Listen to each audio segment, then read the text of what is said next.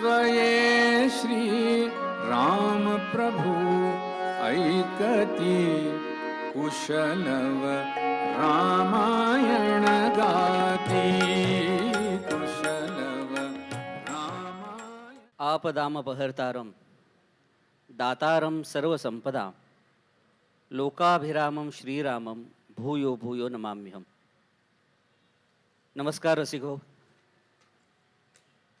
आम्ही सर्व कलाकार आपल्या सर्वांना एक वेगळी अनुभूती देण्याचा प्रयत्न करतोय।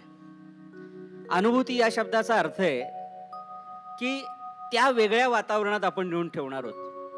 काय गंमत आहे बघा, मराठी साहित्य असो, मराठी सारस्वत असो, यामधले एक अत्युच्च शिखर म्हणजे गीत रामायण।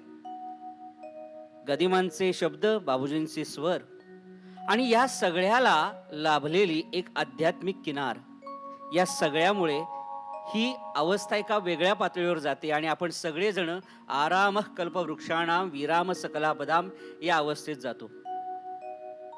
महापावनी नदी सरयू गंगा तिच्या किनारी बसलेल्या अयोध्या नगरीमध्ये आज अश्वमेध यज्ञ होतोय आणि या अश्वमेध यज्ञामध्ये राजा राम स्वतः यजमान आहेत।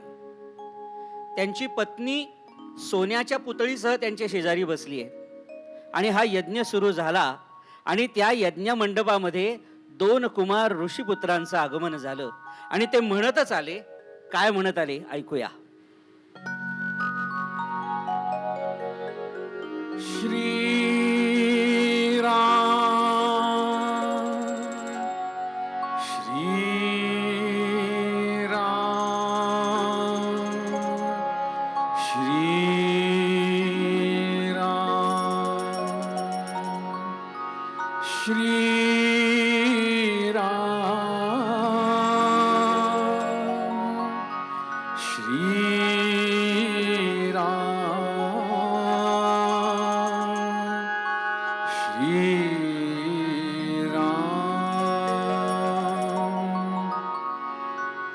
स्वये श्री राम प्रभु ऐकती स्वये श्री राम प्रभु ऐकती कुशलव रामायण गाती कुशलव रामायण गाती स्वये श्री राम प्रभु ऐकती स्वये श्री राम प्रभु ऐकती कुशलव रामायण गाती कुशलव रामायण गाती।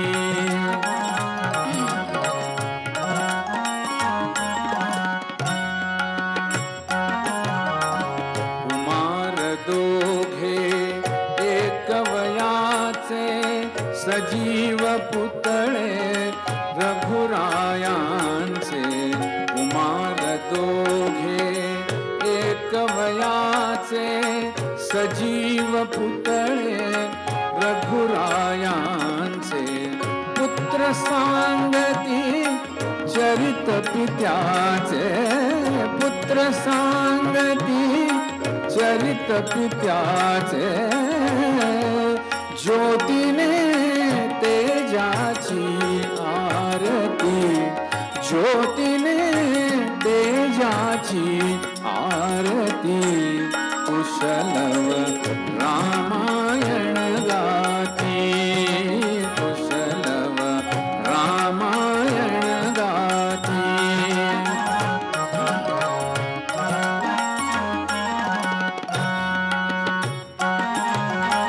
सात स्वरांच्या स्वर्गामधुनी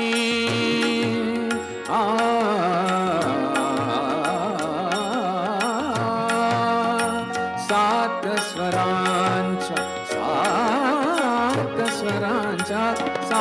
स्वरांच्या स्वर्गामधुनी 9 रसांच्या 9 स्वरधुनी यज्ञ मंडपी आल्या उतरुनी यज्ञ मंडपी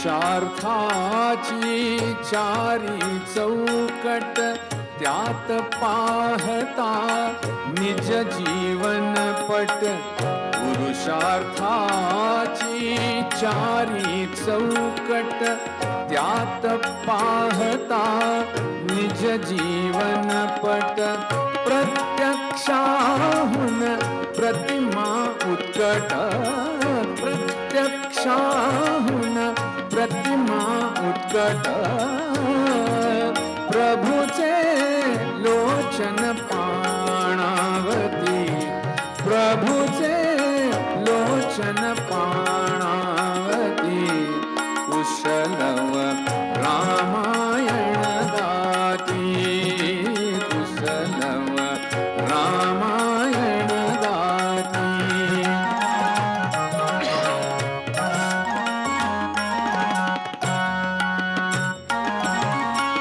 सोडून आसन उठले राघव उठले राघव सोडून आसन उठले राघव उठले राघव उठून कवळते आपुले शैशव आपुले शैशव पुत्र भेटीचा घडे महोत्सव पुत्र भेटीचा घडे महोत्सव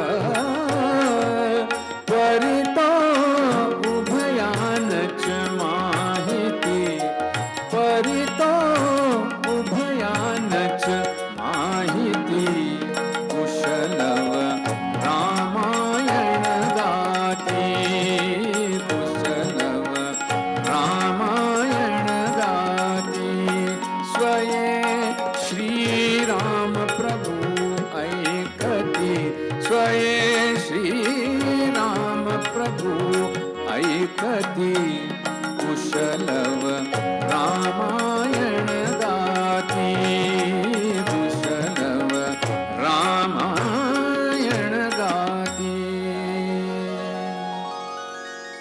वा. साधारणतः 1936 साली रामकृष्ण दत्तात्रय पराडकर यांच्या घरी 108 रामायणे या मोरोपंतांच्या ग्रंथाचं वाचन गदिमांनी केलं आणि तेव्हापासून या रामायणावरती आपल्याकडनं काहीतरी कलाकृती निर्माण व्हावी ही मनामध्ये इच्छा होती आणि ती संकल्पना 1 एप्रिल 1955 रोजी अस्तित्वात आली.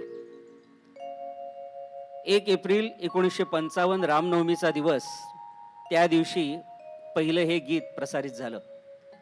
या सबंध 56 गीतांमध्ये सबंध रामायण बसवणं किंबहुना त्यामध्ये चित्रित करणं किंबहुना शब्दचित्र करणं फार अवघड बाब होती. म्हणजे मला कायम असं वाटतं की गदिमा जेव्हा ते काव्य लिहायला बसले असतील तेव्हा अनेक शब्द समोर पुढे बसले असतील आणि ते शब्दच म्हणत असतील मला घ्या ना मला घ्या ना मला घ्या ना, जेणेकरून तुमचा परिसस्पर्श आम्हाला व्हावा आणि आम्ही सोन्याचे व्हावे.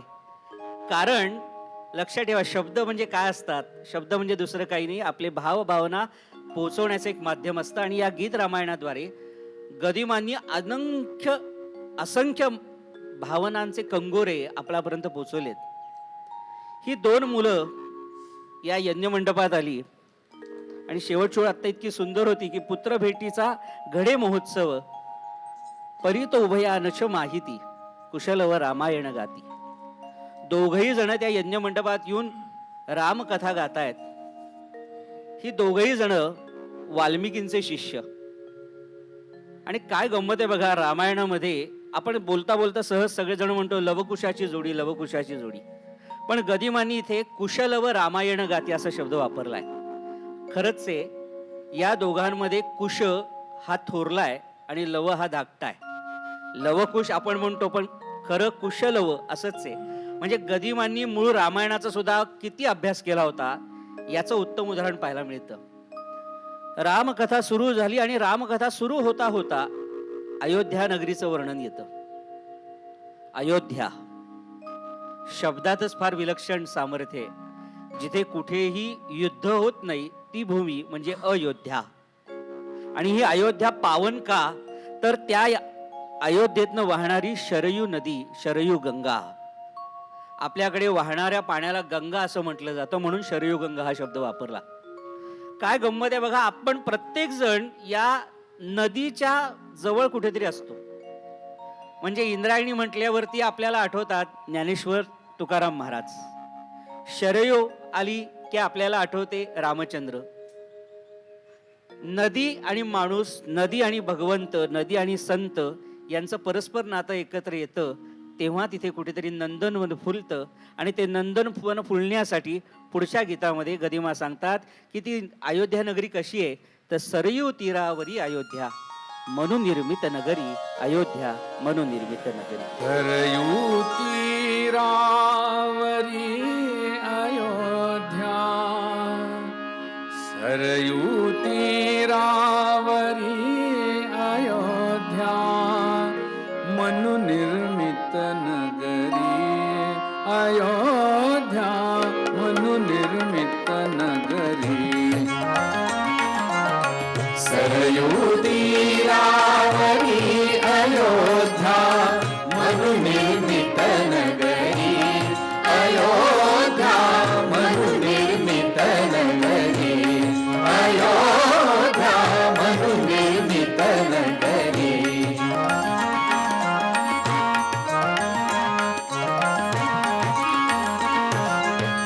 त्या नगरीच्या विशालतेवर उभ्या राहिल्या वास्तू सुंदर. त्या नगरीच्या विशालतेवर उभ्या राहिल्या वास्तू सुंदर. मधुन वाहती मार्ग समांतर, मधुन वाहती मार्ग समांतर. रथवाजी गजपथिक चालती, रथवाजी गजपथिक चालती. नटुनी त्यांच्यावरी, ओ नटुनी त्यांच्यावरी. अयोध्या मनु निर्मित नगरी अयोध्या, मनु निर्मित नगरी.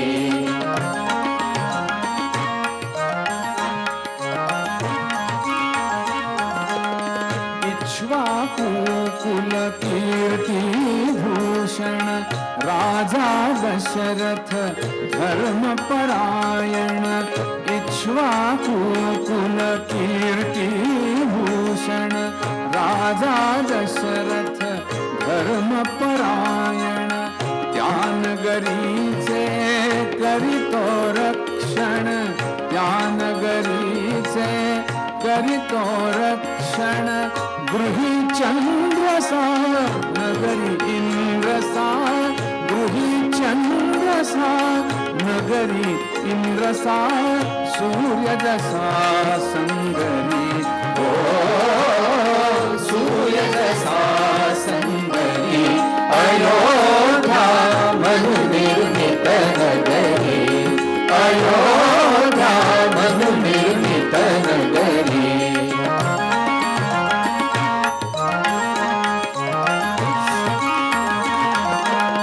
दशरथास त्या तिघी भार्या, सुवंशजा त्या सुमुखी आर्या. दशरथास त्या तिघी भार्या, सुवंशजा त्या सुमुखी आर्या.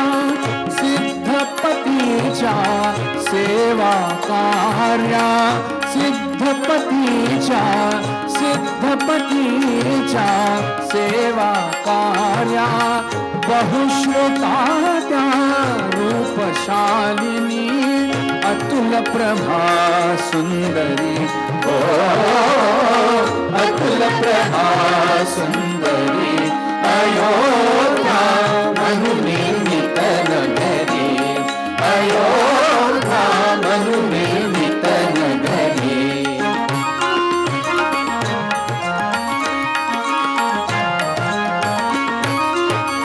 राजसौख्य ते सौख्य जनांचे, एक एकच चिंतन लक्ष मनाचे राजसौख्य ते सौख्य जनाचे एकच चिंतन लक्ष मनाचे काय काजया सौख्य धनाचे काय काज त्या सौख्य धनाचे कल्पतरुला फूल नसे का कल्पतरुला फूल नसे का वसंत सरला तरी ओ वसंत सरला तरी अयोध्या मनुनिर्मित नगरी अयोध्या मनुनिर्मित नगरी सरयू तीरावरी अयोध्या मनुनिर्मित नगरी अयोध्या मनुनिर्मित नगरी अयोध्या मनुनिर्मित नगरी कल्पतरूला फूल नसे का वसंत सरला तरी अयोध्या मनुनिर्मित नगरी. हे गीत पाहताना मला कायम सध्याची एक टेक्नॉलॉजी आपण पाहतो ड्रोन टेक्नॉलॉजी, की त्या ड्रोन टेक्नॉलॉजीतनं सगळं दाखवलं जातं वरतून आकाशातून. हे गीत हे तसं असावं असं मला वाटतं, की ही शरयू नदी, ही अयोध्या नगरी, या नगरीमध्ये हे असं असं असं आहे. पण हे सगळं चालू असताना सुद्धा राजा दशरथ तिथे राज्य करतोय 3 राण्यांसह, कौसल्या, सुमित्रा, कैकेयी. पण यांच्या संसार वेलीवरती मात्र फूल उमललं नाही अशी खंत ही गदिमा ठेवून जातात. म्हणून म्हटलं ना, असं चित्रित करत करत करत किती अर्थांतरन्यास असो, शब्दांतरन्यास असो, किती सुंदर प्रकारे गदिमांनी वापरलाय, की आपण त्या कथेमध्ये शिरत शिरत जातो आणि लक्षात येतं अरे हे न्यून आहे, हे न्यून आहे. आणि लक्षात ठेवा, कोणत्याही कथेमध्ये न्यून काय आहे हे कळल्याशिवाय स्टोरी पुढे जात नाही. ही स्टोरी पुढे नेतीये आणि ती 2 मुलं त्यामध्ये ते केंद्रस्थानी घेतले. काय सुंदर चित्रण यामध्ये दिसतं. दशरथ राजाचा संसार चालू आहे. इक्ष्वाकुळ वंशातील हा राजा, ज्या वंशामध्ये राजा अज, राजा रघु, राजा दिलीप असे अनेक चक्रवर्ती सम्राट राजे होऊन गेले. पण हा चक्रवर्ती सम्राट राजांचा वंश पुढे चालेल का नाही अशी शंका निर्माण झाली. आणि दशरथाला हीच अवस्था प्राप्त झाली की आपला वंश पुढे चालणार की नाही. वसिष्ठ ऋषींनी दशरथाला सांगितलं, राजा तुझा वंश पुढे चालण्यासाठी पुत्र कामिष्ठी यज्ञ कर. पण हा यज्ञ करायचा झाला तर आपल्या सर्वसामान्य यज्ञांप्रमाणे नसतो की संकल्प केला यज्ञाला सुरुवात. तो यज्ञ पूर्ण होण्यासाठी, तो यज्ञ सिद्ध होण्यासाठी यजमान पत्नी यांना व्रत काही घ्यावं लागत असतं. ते व्रताने त्यात तयार व्हाव्या लागतात. आणि नुसतं यजमान आणि यजमान पत्नी योग्य नाही, तो यज्ञ करणाराही त्या योग्यतेचा लागतो. म्हणून ऋषी शृंगांना बोलवण्यात आलं. लक्षात ठेवा, आपल्याकडे यज्ञ परंपरा फार मोठी आहे. या यज्ञ परंपरेवरती देवाला जर काही द्यायचं असेल तर त्या यज्ञाच्या मार्फत द्यावा अशी परंपरा आहे. म्हणून मॅक्स मिलरनी एका ठिकाणी फार सुंदर सांगितलंय, हा यज्ञ म्हणजे काय, दी मेसेंजर ऑफ दी गॉड. त्या ज्वाळा वर जात असतात, म्हणजे त्याला जे काही द्यायचं असेल ते त्या माध्यमातून द्यावं, त्यालाकडे काय मागायचं असेल त्या यज्ञामधनं मागावं. आणि तो यज्ञ चालू आहे, पुत्रकामेष्टी यज्ञ सुरू आहे. आणि पुत्रकामेष्टी यज्ञ सुरू होता होता होता पूर्णाहुतीची वेळ आली. आणि पूर्णाहुतीची वेळ आली, तो अग्नी धाड धाड धाड धाड पेटलाय. आणि त्या अग्नीमधून एक सुंदर तेजस्वी पुरुष बाहेर आला आणि हातामध्ये पायस दान घेऊन आला. आणि तो म्हणतच आला, दशरथा दशरथा घे हे पायसदान पायसदान. दशरथा घे हे पायसदान पायसदान. तुझ्या यज्ञी मी प्रगट झालो, तुझ्या यज्ञी मी प्रगट झालो. हा माझा सन्मान. दशरथा दशरथा दशरथा घे हे पायस पायसदान पायसदान तव यज्ञाची होय सांगता तृप्त झाल्या सर्व देवता तव यज्ञाची होय सांगता तृप्त झाल्या सर्व देवता प्रसन्न झाले नृपा तुझ्यावर प्रसन्न झाले नृपा तुझ्यावर श्री विष्णू भगवान दशरथा दशरथा दशरथा हे हे पायसदान पायसदान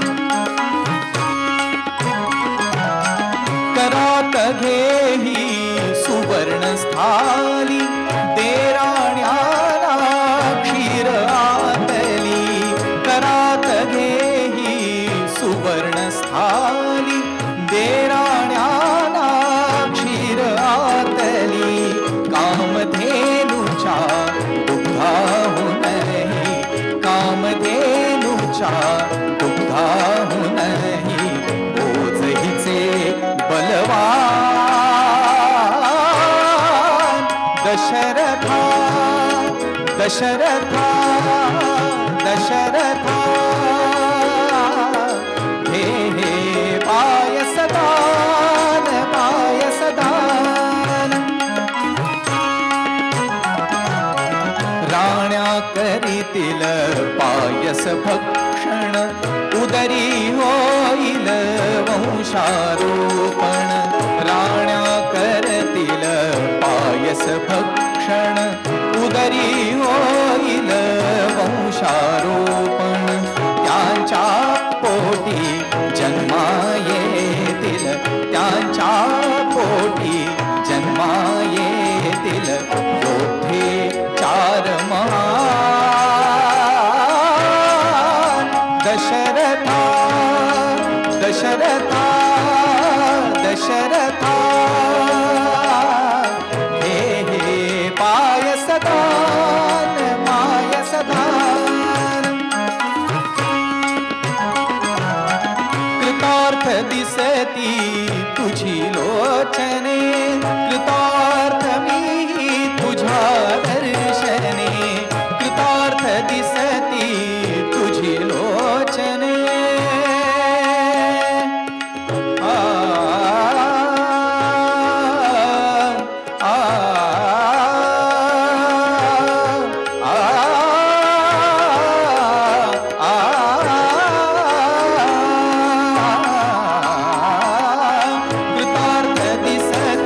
कृतार्थ दिसती तुझी लोचने कृतार्थ मी तुझ्या दर्शने दे आज्ञा मज नृपा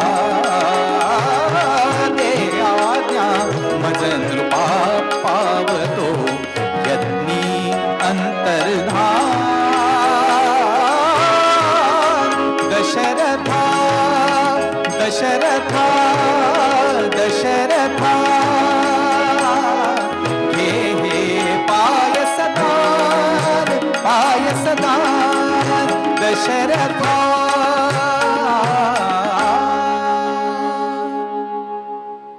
त्यांच्या पोटी जन्मा येथील योद्धे चार महान दशरथा घेहे पायसदान. हा यज्ञातून प्रकट झालेला हा पुरुष प्रत्येकाला सांगतोय की हे येणारे पोटी फार अद्भुत आहे. प्रसाद दिला दशरथाच्या हाती. दशरथाने त्याचे 3 समान भाग केले. फार सुंदर प्रसंग येतो रामायणामध्ये इथे. पहिला घास कौसल्येला दिला, दुसरा सुमित्रेला दिला आणि तिसरा कैकेयीला दिला. आणि तिघींनी तो प्रसाद ग्रहण करावा अशी याचना दशरथाने केली, पण कैकेयी काही प्रसाद घ्यायला तयार नाही. का घ्यायला तयार नाही तर कैकेयी इथे रुसली. ती म्हणाली, सगळ्यात पट्टर राणी तुमची मी, आवडती राणी मी, आणि तिसरा प्रसाद मला का? पहिला मला द्यायला पाहिजे होता. कसं असतं माहिती का, आचार्य यात्रेंनी एका ठिकाणी सांगितलंय, एका दोरीवरती एकच साडी व्यवस्थित वाळू शकते. अनेक साड्यांचा प्रयत्न केला की असे प्रसंग निर्माण होतात. काही म्हणाली मी काही प्रसाद घेणार नाही. शेवट कौसल्या पुढे आली, म्हणाली अगं असं कर, तुझ्याकडनं सुरुवात कर, म्हणजे तू पहिली आहेस असं आपण समजू. कौसल्या पहिल्यापासून समजूतदार होती त्यामुळे, पण तरी ती काही ऐकायला तयार नाही. शेवट समजूत घातली, होय नाही करता करता दशरथ राजा म्हणाला मग पहिला प्रसाद आता तू ग्रहण कर, मग या दोघी ग्रहण करतील. म्हणून ती पहिला प्रसाद ग्रहण करणार तेवढ्यात एका घारीनं येऊन तो प्रसाद उचलला आणि ऋष्यमुख पर्वतावर नेऊन ठेवला. ती कथा पुढे मारुती जन्माची होते. त्या घारीलाही एक शाप होता, तो शाप वगैरे इथे सांगण्याची वेळ नाही. मला सांगायचा मुद्दा काय, भगवंताचा प्रसाद मिळाल्यावरती पटकन ग्रहण करावा, त्यात वेळ घालवू नये, हे या मागचं इप्सित आहे. तिघींनी आता कैकेयी समोर प्रश्न उभा राहा, हातातला प्रसाद गेला म्हणून या दोघींनी आपल्यातला निम्मा प्रसाद कैकेयीच्या हातात ठेवला आणि तिघींनी प्रसाद ग्रहण केला. आणि राजाला आता आनंद वार्ता कळणार या तिघींच्याही चेहऱ्यावरती अद्भुत तेज दिसायला लागलं. म्हणून राजा प्रत्येकीला डोहाळे विचारायला गेला. आपल्याकडे तो एक विधी आहे, गर्भाचे आवडी मातेचा डोहळा, तेथेची सोहळा तेथे बिंबे. गर्भाला काय हवं असतं ते मातेच्या मुखातून बाहेर येत असतं. कैकेयीला विचारायला लागला, कारण राजा आधीच हुशार झाला होता, बाबा मागच्या वेळेचा प्रसंग नको म्हणून पहिलं कैकेयीला विचारावं. म्हणून कैकेयीला विचारायला गेला तर कैकेयीने सांगितलं मला काही नाही, कौसल्याची सेवा करायची इच्छा आहे. वा वा वा. सुमित्रेकडे आले. सुमित्रेला विचारलं तुला काय इच्छा आहे, काय खावं असं वाटते, काय इच्छा काय. ती म्हणाली मला कौसल्याच्या माग सावलीसारखं उभं राहायची इच्छा आहे. आणि आता राजाच्या मनात उत्सुकता निर्माण झाली, ज्याला मराठीमध्ये क्युरिओसिटी असं म्हणतात, की या दोघींना कौसल्याविषयी आपुलकी आहे. आता कौसल्याची अवस्था कशी असेल. म्हणून कौसल्याच्या आश्रमात माफ करा कौसल्याच्या महालात आले. आणि महालात आल्यावरती दिसली कशी कौसल्या माता, तर आराम कल्पवृक्षाणाम वीराम सकलापधाम अभिराम स्त्रीलोकानाम, अशी अवस्थेमध्ये कौसल्या दिसली. तिला विचारलं तुला काय इच्छा आहे, काय खावंस वाटते. तिने सांगितलं हातामध्ये शस्त्र घ्यावं, या शस्त्र घेऊन या पृथ्वीवरील सर्व दानवांचा निपात करावा, या पृथ्वीवरती आनंद वनभूमी बनवावी आणि सगळीकडे सुख समृद्धी आणि भक्तीचं वातावरण निर्माण करावं, अशी इच्छा निर्माण होतीये. राजाला आनंद वाटला आणि चैत्र मास सुरू झाला. त्यामध्ये नवी पालवी फुटायला लागली आणि नवमीचा दिवस उजाडला.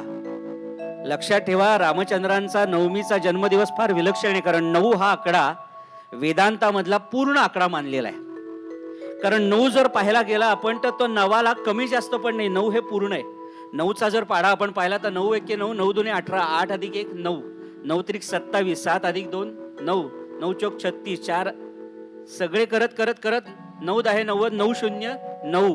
कुठूनही पाहिलं तरी तो 9च राहतो.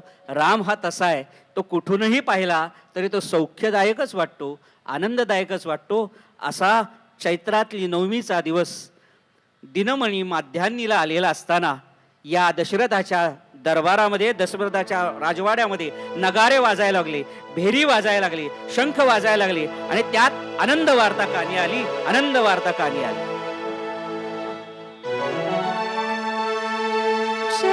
चैत्रमास त्यात शुद्ध नवमी तिथी,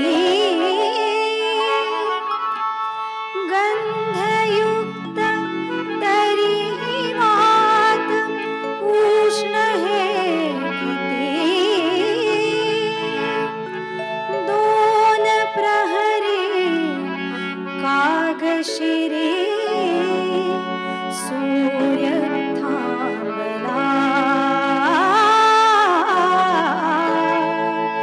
राम जन्मला ग सखी, राम जन्मला, राम जन्मला ग सखी, राम जन्मला, राम जन्मला ग सखी, राम जन्मला.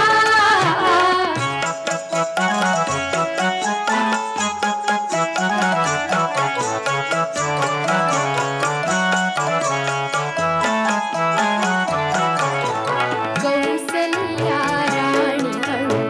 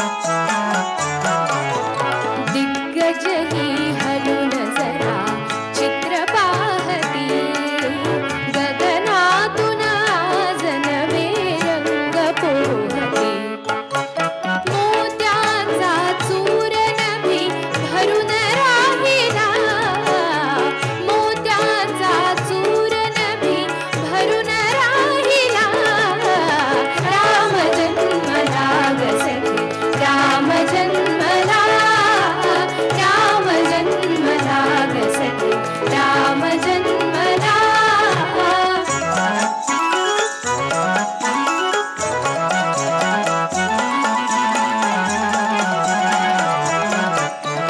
गुरुनी जायन गर सर्व नृत्य गायनी